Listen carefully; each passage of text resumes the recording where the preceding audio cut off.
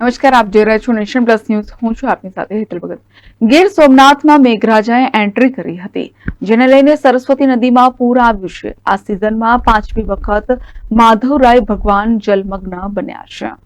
Gir સોમનાથના તાલાલામાં મેઘરાજાની entry થતા વાતાવરણમાં પલટો આવે છે. તાલાલામાં ધીમી ધારે વરસાદ શરૂ થયો હતો.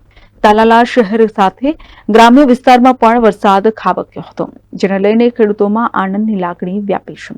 વરસાદના કારણે ખેડૂતોના ઊભા પાકને ફાયદો થશે, તો ગીર સોમનાથમાં મધ્યરાત્રિએ ધોધમાર વરસાદ વરસ્યો હતો, જેને લઈને સરસ્વતી નદીમાં પૂર આવ્યું છે. પ્રાચી માધવરાય મંદિર ફરી જલમગ્ન થયું છે.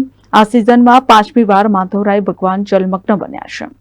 Mahesh Dodiya, nation plus news, Gir Somnath. સમાચારોના સતત અપડેટ મેળવવા માટે અમારી નેશન પ્લસ ન્યૂઝની યુટ્યુબ ચેનલને સબસ્ક્રાઇબ કરો, બેલ આઇકન દબાવો અને જોડાયેલા રહો ફેસબુક, ઇન્સ્ટાગ્રામ અને ટ્વિટર પર.